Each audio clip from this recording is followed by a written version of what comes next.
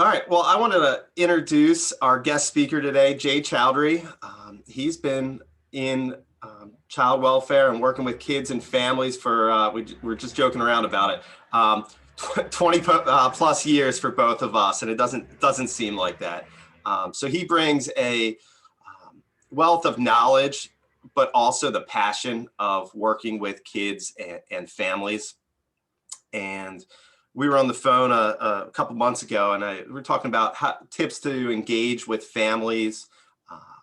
I've worked and seen him present in the past with my time on the Albemarle County Department of Social Services Advisory Board. I did a presentation there a couple years ago that was really impressive of the work that's being done, not only with the team that Jay interacts with regularly, but all of Albemarle County Department of Social Services.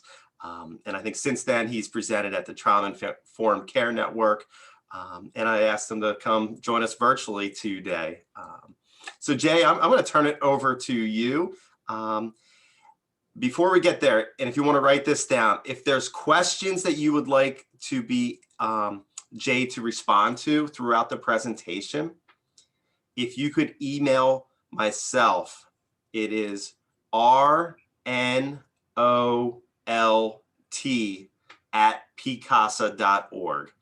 rnolt@pcasa.org.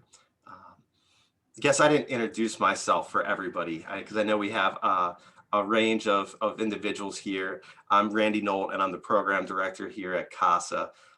And in the room today, we have, it looks like we have foster families, we have CASA volunteers, we have partners within the community, partners at the Department of Social Services that we work with, as well as other nonprofits in the locality. So we are blessed to have the support of each of you and taking the time to learn how we can better interact and serve children and families in our community. So Jay, I'm going to hand it off to you. All right. Well, good morning, everybody. Thank you guys so much for having me today.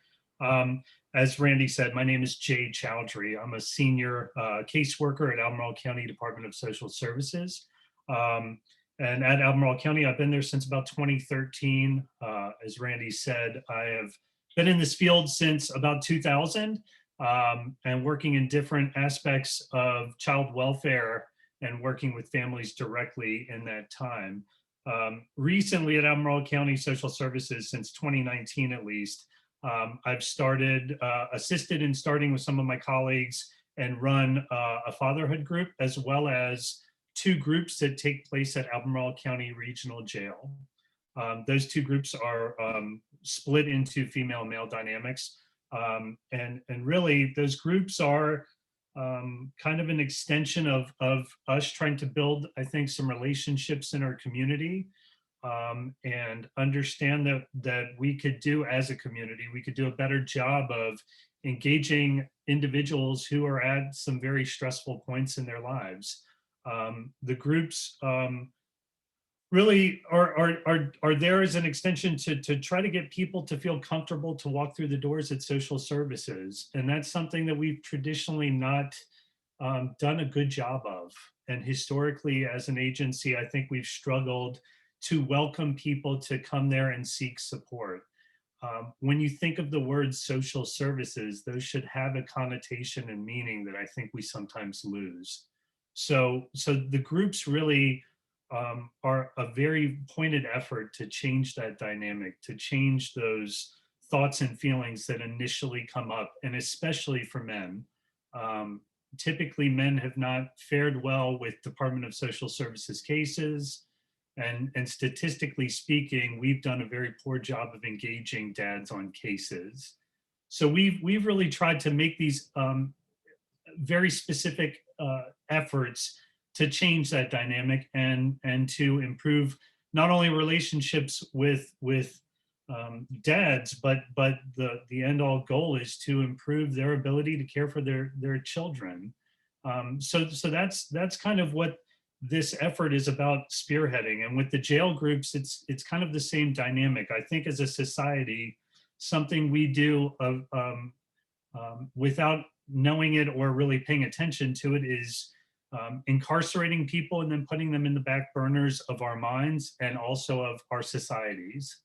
And we expect people to change without giving them reasons and agents and ways to change. And I really wanted to start groups in the jail because those are some of the most underrepresented people in our communities, and they are members of our communities who need us the most and who need assistance with change the most, but get it sometimes in the least amounts. So I started those groups with the idea of shining a light on, I think, those individuals and trying to find ways, creative ways to engage them, while also assisting them in getting on their feet when they got out of their incarceration period. I should note that unfortunately, due to COVID, those groups were suspended, as are all programs at ACRJ because of the COVID pandemic. So upon that concluding, whenever that is, we hope to get back to business as usual, get back up there, engage those folks and assist them with getting back into society and hopefully giving them a sense of hope so that they can get back on their feet and resume a lifestyle that's healthy. So that's a little bit about what I do with those groups. In addition to those groups, I'm also the Albemarle County representative on the Family Treatment Court. For those of you that know, I know a lot of the CASA volunteers especially have clients on Family Treatment Court. That is a drug court, essentially, with the addition of children that are somewhere in the system, whether that be a foster care case or a preventative case. So I'm the Albemarle County rep on the trench team for Family Treatment Court. And then I also sit on Effort. Effort is an Albemarle County thing. We do that. It's emergency family finding. So when children are at risk of foster care, we have a process that's very specific and very intensive and fast acting that tries to track down extended family networks who might not be known or who might be kind of tucked away in a corner. We try to find them on an emergency basis, engage with them quickly, and see if there's additional family links that we've missed so that we can try to keep children out of foster care and do some more extensive work there. So quite a few different areas that I try to get involved with, and most of it, all of it, is centered around engaging families and having tough discussions and trying to break down barriers, essentially. In building those relationships, I think, I was thinking about coming to you guys today and what to start with and what I think are valuable tips and ideas.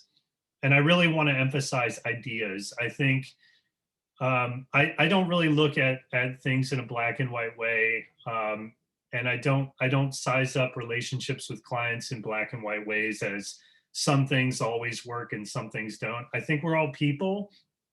And I think that the best way to build relationships is to acknowledge that we're all people. We're all just trying to do what we can to, in some ways, survive, be our best selves, and be there for the people that we love and that love us.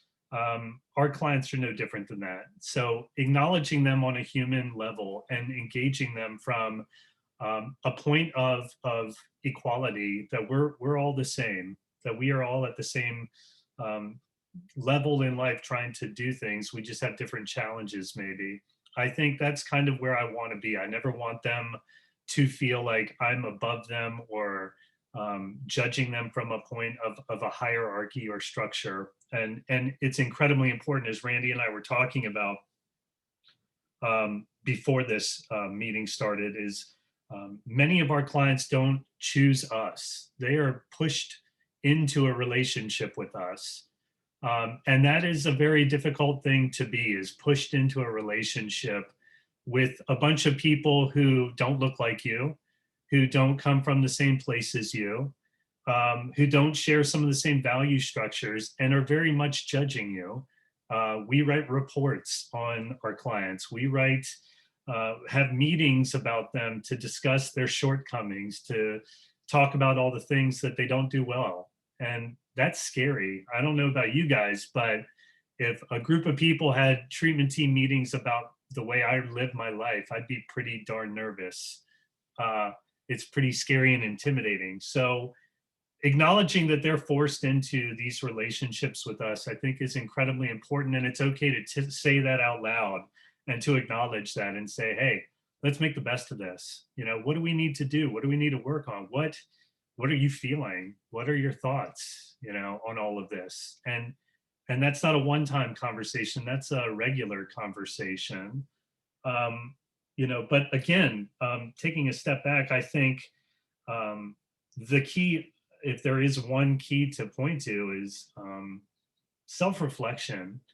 I think our relationships with our clients don't start with them. It starts with ourselves. It starts with how we view this work. It starts with how we view them. It starts most of all how we view ourselves in this world with them. And that self-reflection is critical to, I think, understanding how we approach people, how we approach the problems of what our job brings, how we approach their struggles as individuals, and that is complex. This work is complex. I think of the feelings that we all feel on this screen at any given time with the things that our clients give to us. And that can be scary, it can be triggering and traumatizing. So it is critical for us to understand what that emotion in us is representing and how it comes back out towards our clients. You know, I think at all times, I think that there's an exceptional parallel process going on with this work. And I don't know if you guys are familiar with that term, but essentially, we are going through an experience together with our client in a parallel way. And what they're experiencing and what they're giving us can resonate into things we've experienced in our lives and history, and some things that are not so good, that can trigger us, that can trigger our trauma response, that can do all sorts of things. And if we are not self-aware of those things, it can lead to difficulties in that rapport and that relationship being impacted negatively. So I think starting at a good starting point, it's our relationship with ourselves, our self-reflection.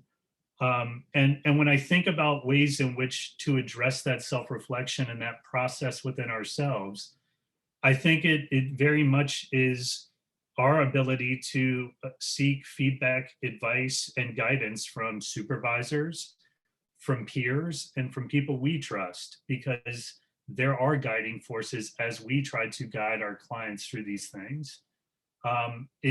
It's critically important to identify your emotional process in your work.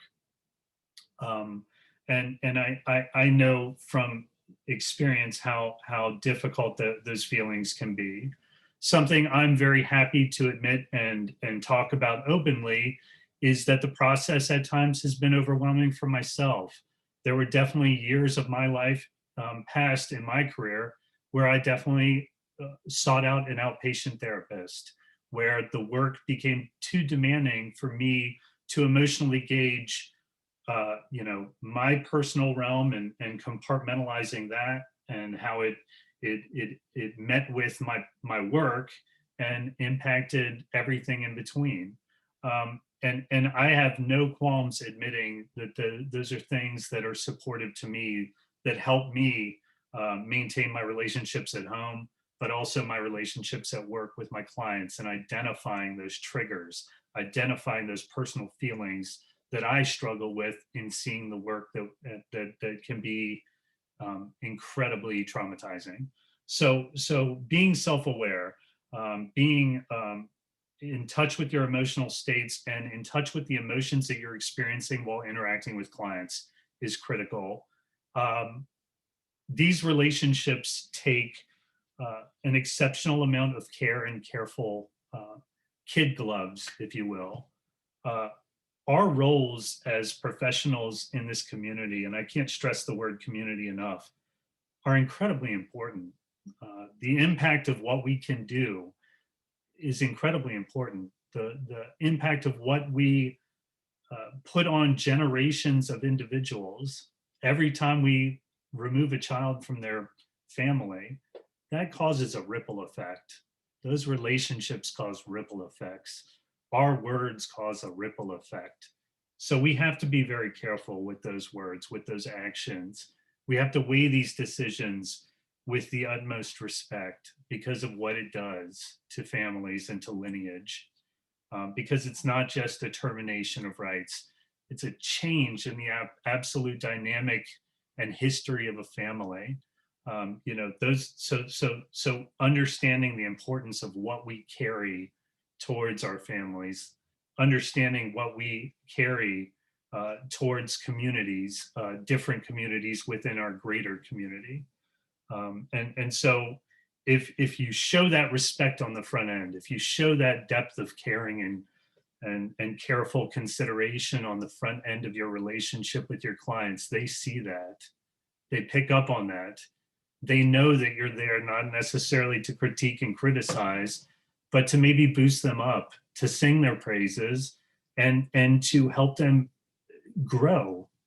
And that's what we should be doing as agencies, as agents of change, is helping families, communities grow. And so Jay, I'm yes. sorry to jump in there. I'm really glad that how you brought in the self-reflection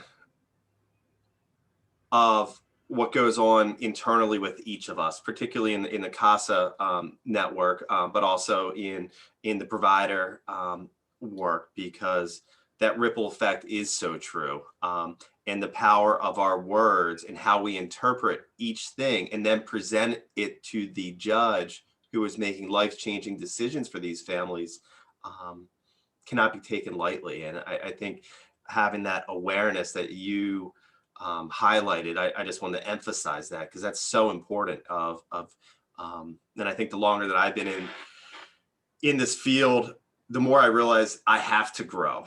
And I have to develop these skills, and I have to hear it from outside people and other individuals to say, here's some areas of deficiencies, here's some areas that you can grow with, to apply that to the work that I do personally and as we do as an organization. And it's nice to hear that language modeled through community partners. Yeah, and I also think it's restorative. Like I think everybody on the screen is I hope at least, and I would think that everybody is here because there's a compassion for the struggles of humanity, the struggles of our community members, of people and of children who are in abusive situations. And I think all the stories of abuse, all the stories of domestic violence and drug use, and all those things that we see and feel, we take those things on, and that can impact our ability to remain compassionate. And if you don't put those things somewhere, you lose track in sight of that compassion. And that is the critical aspect to what I think society needs more than anything right now, is compassion.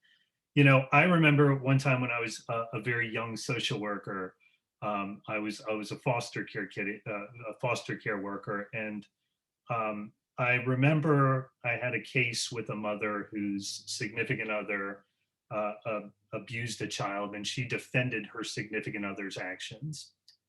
And my reaction was so bombastic and loud. How could this mother defend this guy? How could she stick up for this abusive individual who hurt her child so badly? And my supervisor said to me, Jay, do you think that she did not experience these things as a child? Do you think that her childhood maybe reflects what she's experiencing as an adult with this partner? And that reframe brought me back to a place of, oh gosh, I missed and forgot about, because I got so worked up, I missed the piece of critical importance, which is she's a traumatized person who never got out of that trauma cycle in her brain to make different decisions as an adult. So our reactivity is critical in seeing the history of each of these parents that we work with. I've never met somebody who grew up with extreme domestic violence that did not struggle with um, understanding and engaging in appropriate adult relationships. So, understanding their backstories, listening to their backstories, because that is so influential in what we decide we want them to try to work on, and understanding them as people and steering them into healthy relationships, which we can then model for them, the healthy give and take. If we have a problem, what do? Do we just say, oh, we're done here. We can't repair our problems. I look at an argument or a place of fracture with a client as a critical time for them to learn something. How do we repair a fractured relationship? Do we just let it go, or hang out in the wind and kind of sit there?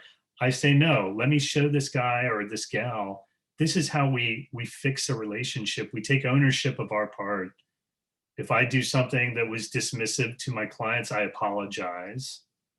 If they did something that created a feeling or a perception of a feeling in me, I try to guide them through seeing that. So taking the time to have teachable moments, taking the time to show that you deeply care about the give and take interactions, I think that's a critical piece in what we do. So I play, or I think about that often as ways to engage families. I think the most stressful situations can sometimes be the best learning examples. I wanted to hop in here. I got questions coming in. If anybody has further questions, you can email me at rnolt, N-O-L-T, at pcasa.org. This question, Jay, comes in. If you could speak a little bit about the themes that you've heard over the years in your fatherhood group. It's kind of open-ended on that question, so I'll leave you kind of interpret it and Sure. As you please. I think the number one theme is that we touch on in my group is domestic violence. And I tell you why it's the number one theme is because we shun and shut off anybody who is convicted of domestic violence as quickly as we can. Where is the recourse and help and assistance and nurturing around that? I see men who commit acts of domestic violence as desperate for somebody to direct them to something different or better. So domestic violence, because we are not solving that crisis by writing people off for committing that act. And mind you, a disclaimer to that is at no time do I agree with or condone acts of aggression or violence. I think that's obviously not something any of us want to see committed, especially in the presence of a child. But we can't turn our back on that and say, well, there's no fixing that. We can't say that there's no process that can change somebody from thinking that is the way to interact with a significant other or interact with a child.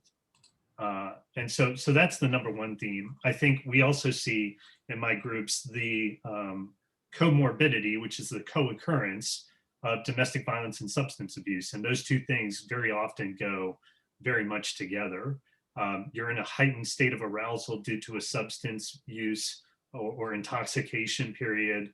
And then you have a spark that lights the fire with an altercation, and it goes and blows up.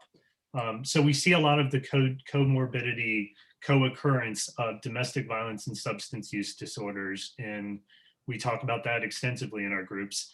And then we obviously, when it's a part of it, we talk about the impact of that as a child on children, and then we kind of tie it all together. So how did that impact your child seeing that? And then it ties back into, well, how were you impacted when you saw it? Because 99% of the time, the male who has committed an act of domestic violence and is struggling with substance abuse disorders grew up with a parent or both who struggle with substance abuse disorders and committed acts of domestic violence. So that learned behavior and tying it all together and showing individuals that that lack of processing, that lack of attending to it, let it fester and grow into this cycle, the cycle that repeats itself.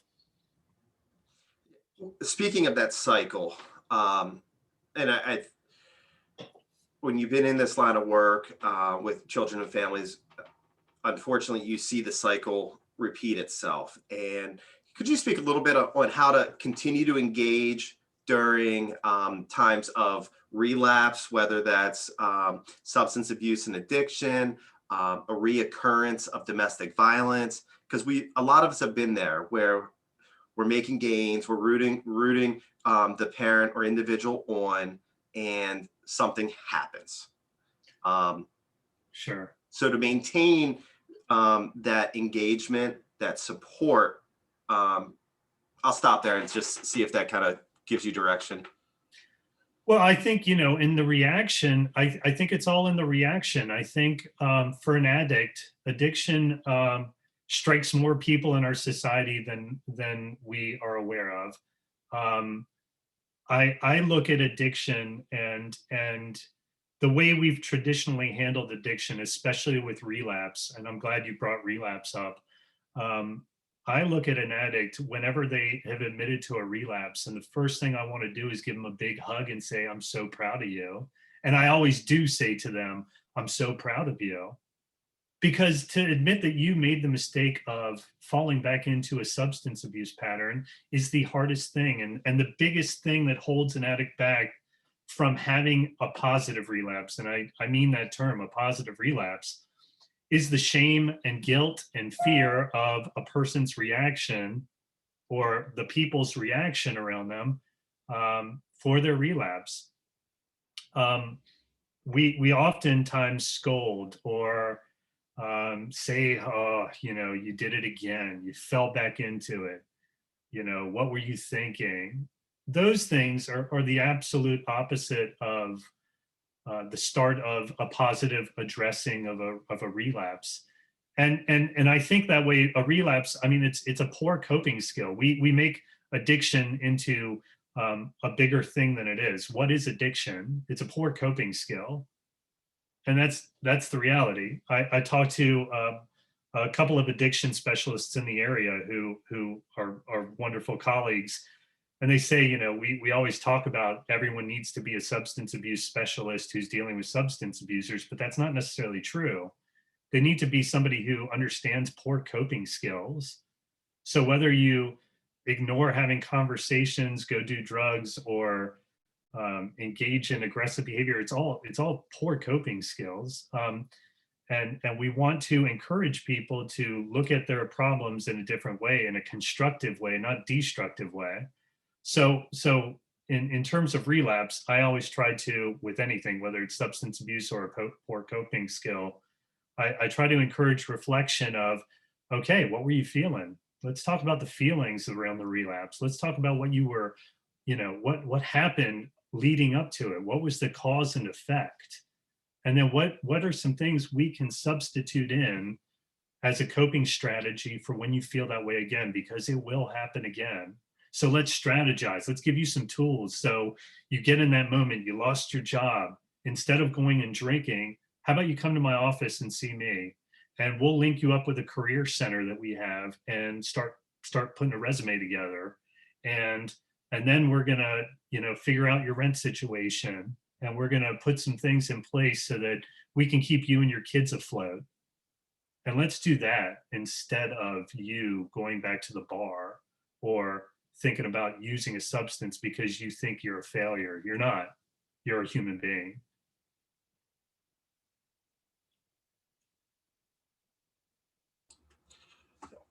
Another question here for you, Jay.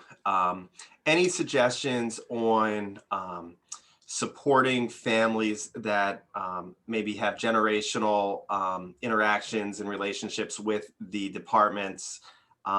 However, let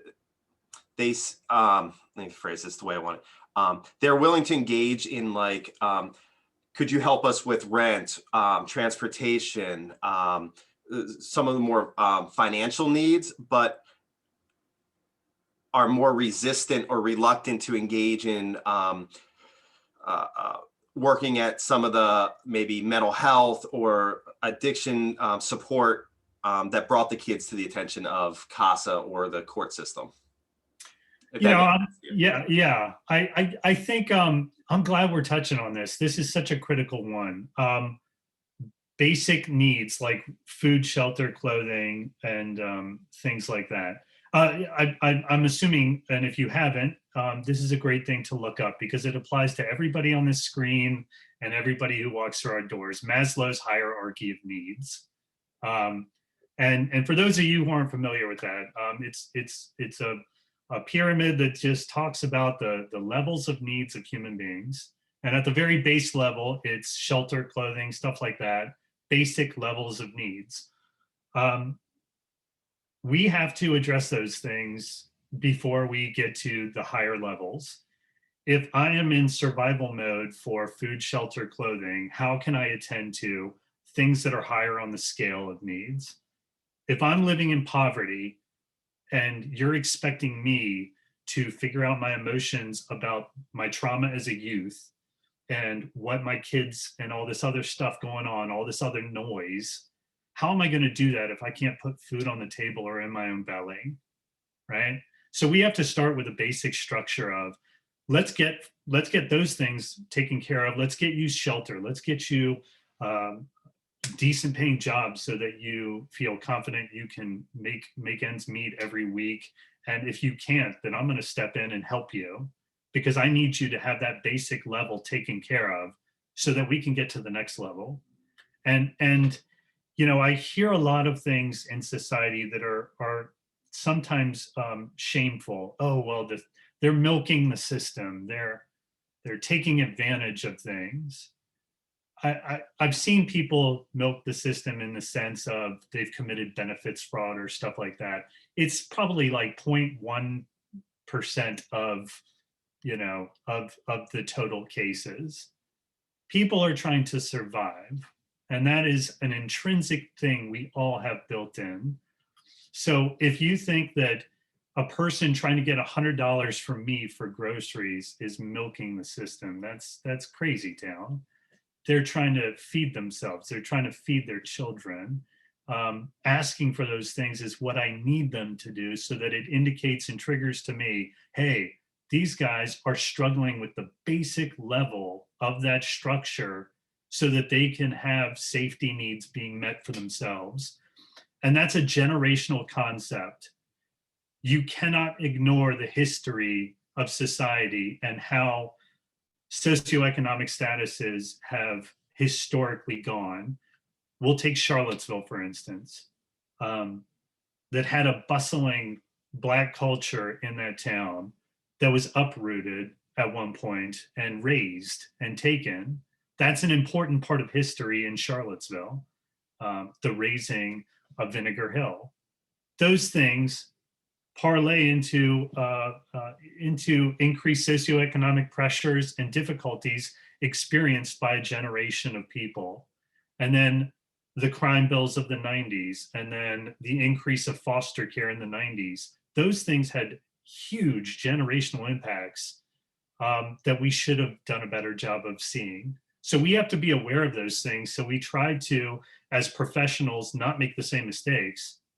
We show grace to our clients, and we show them that we hear those struggles from yesterday, and we're going to try our best to understand them better, repair them, and help them move forward and become whole again. Yeah, I'm glad that you brought up the environment and of each family that what they are experiencing and how that plays out generational. And as most volunteer organizations are, we come with privilege. We have the privilege and time to invest in our community. And it comes with the responsibility of understanding and learning the history that is often quieted for way too long of the Charlottesville and Albemarle communities, but it is extremely real. So this one's a difficult one because there are no real easy questions with this. But a volunteer writes, thank you for the preface of seeking compassion for parents. That is so important in the work that we do, and a great reminder. I've had clients with heartbreaking pasts, but it is also heartbreaking in seeing the parents struggle towards the repair you mentioned within the timeline that sometimes exceeds the legal limits set for children. What is your advice in seeking compassion and balance between the parents' unsteady progress and the children's need for stability and safety? Yeah, I mean, that's the big question in that dynamic. So we see kids being in limbo as being one of the most destructive forces, and we strive for permanency for children. Unfortunately, parents who don't make enough progress fast enough lose the chance to get their children back. And there are many legal avenues that this conversation might not be able to really hit on every one of them. I try my best, and I think this is what we can only control what we can control, right? I have to give faith to a system that I think locally is a good system right now. I have the utmost respect and faith in our local judge who makes decisions on our cases. I think he's a fine representative of the legal structure and the way it should represent itself. So I have to have faith in him to make the ultimate decision. I think we are always of teams, and it's important that we do what we can to, and I think this is in your title, advocacy. I think we need to advocate for our clients to the best of our abilities when we can. And if a client is working hard and diligently towards the end goals, I try my best to advocate for them. I also try to listen to the team and the impact of all the individuals involved. And I think there are times where the decision is just tricky and hard, and it's not always going to end up fair.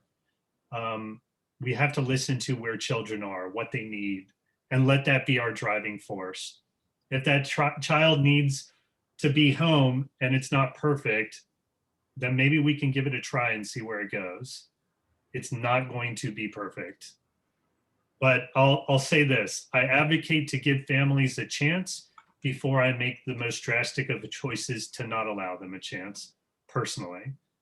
But we have to let children drive kind of our decision-making points. And they tell us in their own subtle ways and their own loud ways if something is okay or not okay. Children are the litmus. They're the measuring stick of something is right or something isn't right. And I try to really pay attention to them and pay attention to the professionals who see what's going on behind the scenes.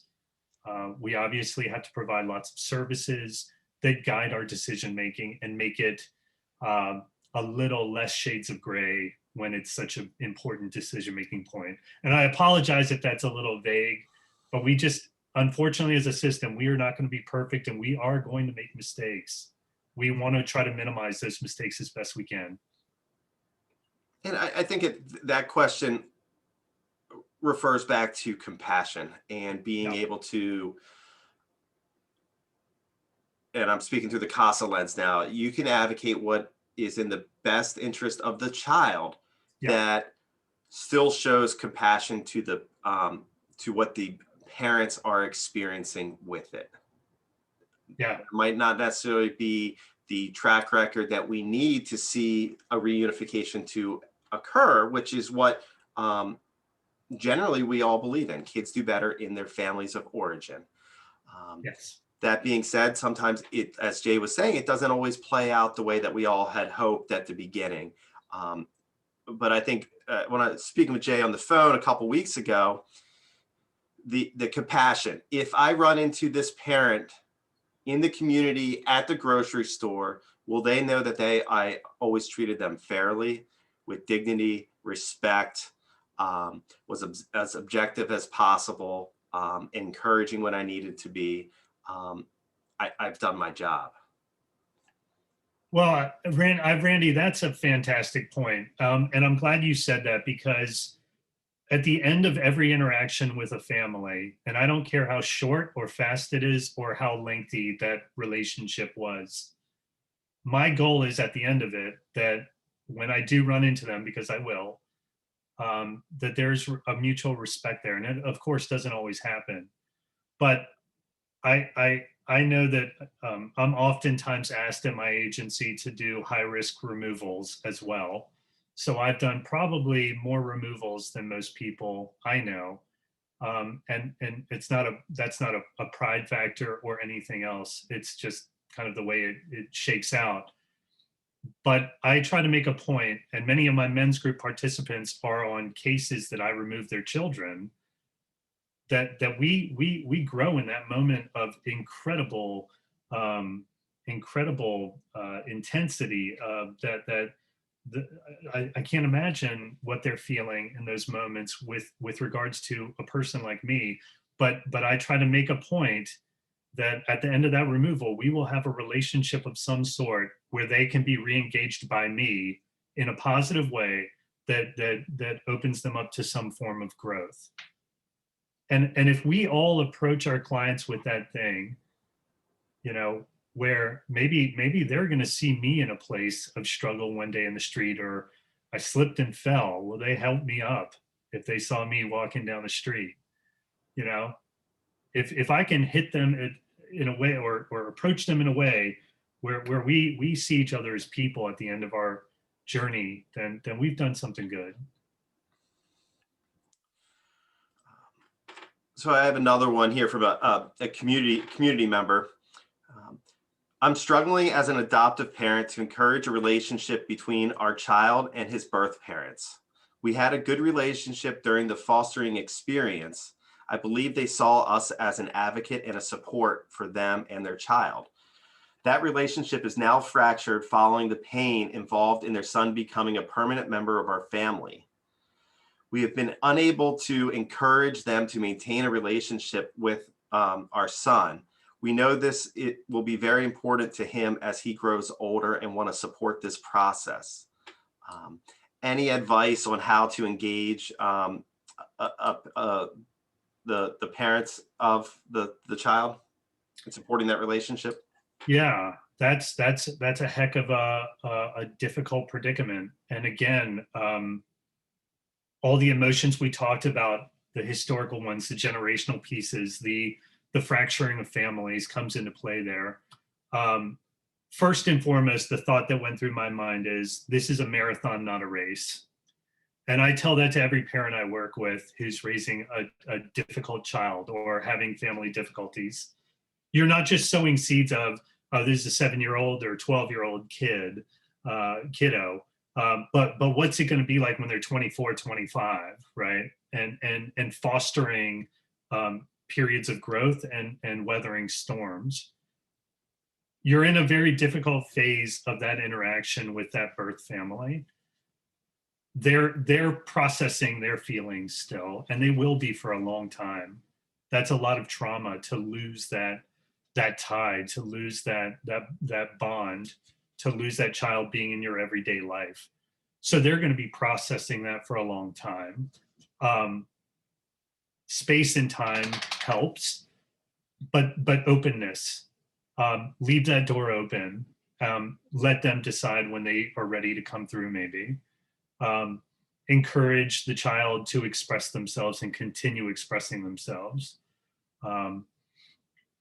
Set up as many safe boundaries, obviously, as you can, but keep them in a way that allows for that relationship to be rekindled when it's appropriate, and when the sides have let their emotions maybe calm and relax a little bit. And it could take 5 years. Who knows? It could take time because of the grief, because of the trauma. I don't think there's, and all of us on the screen who have experienced grief, there's no timetable on grief. And when you break up a family, and adoption is healthy, it can be a wonderful experience for the child. But for the extended network of people, there's a grief that is intrinsically involved. And we have to respect that, because I know I've been through grief, and losing some people in my life has taken me 10, 15 years to deal with. So we have to give that same room for those folks to have awareness of their emotional states. At least that's my thought. That there's no easy response to that one. I appreciate you fielding that one, and a lot of these questions on this spur of the moment. We kind of lay out our talking points Sure. going into it, but there are challenges with every step of the way in this work, and supportive foster parents that are here. We're always amazed by our amazing foster parents in our community. There's no such thing as a perfect family, Jay. No. And can you talk about maybe your approach when you're walking into a family where all the deficiencies are just glaring in your face, how you get down to the strengths of kids can thrive with imperfect parenting, and how do you separate those two when you first go into a home or first see the dynamics? Maybe in your situation, a case is being handed off from a child protective service investigation into a prevention services case. How do you approach a family and see the strengths and realize that kids can thrive in good enough families? Yeah, well, I mean, I think you already said kind of the solution. Look for the strengths first.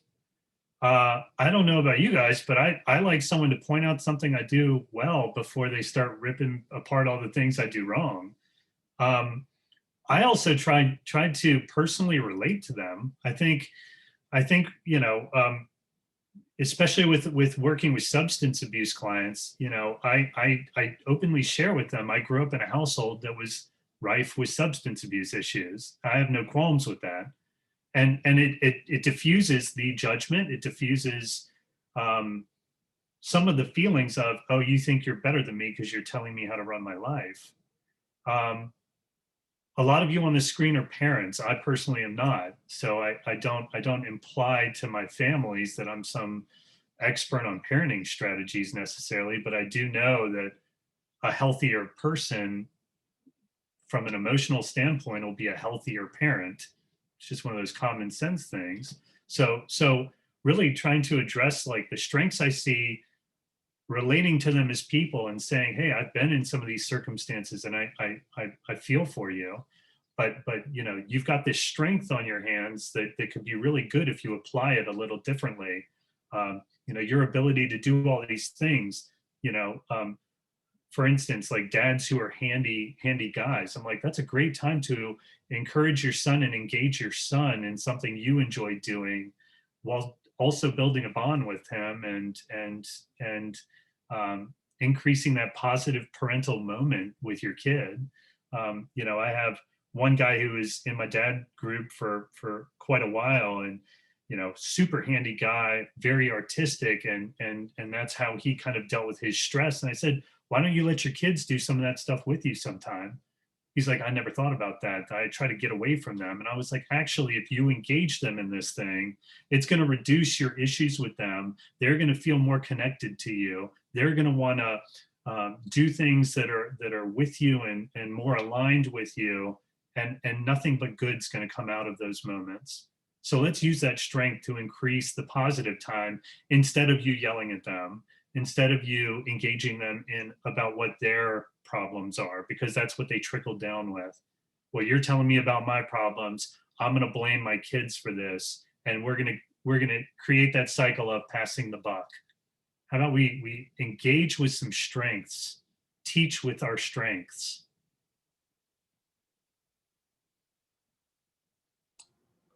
Well, that appears like we have gotten to the end of all the questions that have come in. I don't know, Jay, if there's any last tidbits you want to pass along. Oh, wow. I think I thank you all for letting me come and jabber on like I have for this hour or so or whatever we're at. Um, I think we are all the future of trying to help mend certain things in our community, and we're all a part of this same wonderful community. And we need to work together, lean on each other, understand the impact that we have, both good and bad, and try to help those less fortunate. Um, I will never stop touting that we need to lead with compassion, light the path with compassion, keep kids safe, obviously, but just keep working together and as professionals listening to each other. We oftentimes clash as professionals in ways that we're trying to model for our clients not to do. So it's important and critical that we all work together in a positive way, show each other grace and compassion, and try our best to understand that we all have a common goal for the clients we work with and the system we work within. So I say that and look forward to working with all of you someday, or if I'm not already or haven't, and continuing the great work we as a community try to do every day. I see someone raising a hand. No? Yes. Sorry, I'm a CASA volunteer, and I just sent a question to Randy that he may not have had an opportunity to look at. And that is, how much should we reveal about ourselves when we're engaging with the biological family? And I ask this question because my impression is that we don't reveal. We really specifically focus on the child and the overall family relationship and the path moving forward. Great question. I'll field that, Jay, if you don't mind. Yeah, well, CASA's got its rules, so I'll let Randy go first. So when we're interacting with families, as Jay was saying, it's about compassion. So I want to be able to create situations where I can create one-on-one safety for the families where they feel like they can safely interact with me. When we start talking about how our different systems interact, we are naturally coming from an authoritative position as CASA. Our name, Court Appointed Special Advocate. That's scary. Your power comes from the judge. So I have to work to make myself accessible.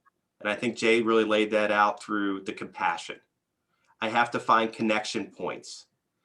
But also I have to maintain professional and personal boundaries that nothing I can say could be used against me or detrimental to the work and advocacy I'm doing for a child. Now I'm being vague here because I can't go into everybody's individual unique stories, but I have to maintain professional and personal boundaries, but provide opportunities where they feel safe and they know that I'm going to approach them with compassion, because if I'm going to do that, I'm going to get the information I need to advocate for their child. And that's what's important. That one of the best tools that every CASA volunteer has is the willingness and ability to listen. Yeah. People that feel heard and validated will feel safe. So we need to keep professional and personal boundaries, but I'm looking for connection points. I'm not going in saying, I know what you're going through because that happened to me. Because we don't know what everybody's going through. So I would encourage in the CASA universe that we maintain personal and professional boundaries, but looking for connection points, how to create safety and continuing the compassion, as Jay emphasized. And Randy said something good. You can silently acknowledge something without admitting something that you've experienced that's similar. If anything, your experience doesn't need to necessarily be stated out loud. It can be a point of which you're more understanding of the situation and need to listen or be there in a certain capacity. I'll say that from a personal standpoint, when I am okay to acknowledge something from my history that I can kind of tie into working with a client in my men's group, for instance, it is something I've processed in a very deep and profound way. So I don't talk about anything personal that I will be triggered about, or that I will personalize if a client reacts negatively to what I say about my life. If you are going to personalize something, you can't talk about it. Like you can't, you also cannot look for a client to give you insight on your life. It's about us giving them insight. If we happen to get insight from them because of the parallel process, that's great, but you can't seek it. In addition, at no point does anything that I reveal about myself jeopardize my case with my client. I have never had me admitting to a story or something that I've shared personally sacrifice my ability to remove someone's child if I have to for safety reasons. So I don't personalize my relationships to the point where it blinds me from having to keep a child safe if things don't go well.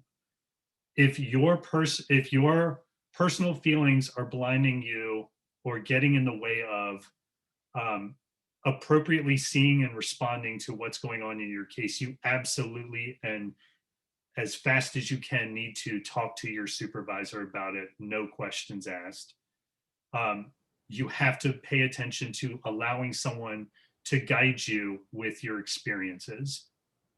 Leaving things in places where they aren't seen, that's what leads to problems with clients. That's what leads to dynamic issues. That's what leads to boundary issues. The B word with our clients, with ourselves, is one of the most critical words: boundaries. We have to have very, very good boundaries.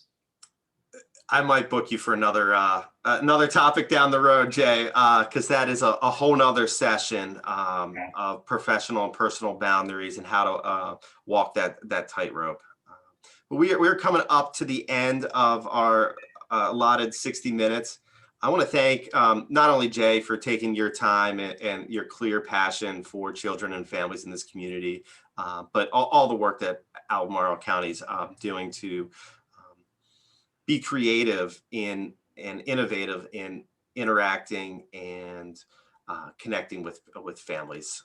So we thank you guys for that. And you know, as someone who interacts with a lot of departments of social services throughout the state and other CASA programs, I can say that we are blessed in the greater Charlottesville, Albemarle communities, Greene and Louisa, with dedicated departments of social services, top to bottom, and their commitment to help serving kids and families. So I wish every locality could brag like that, but I know that from talking with other CASA programs. So everybody, thank you for taking the time to join us and the questions for adding depth to this conversation, and be on the lookout for future close to home presentations. Thank you, everybody.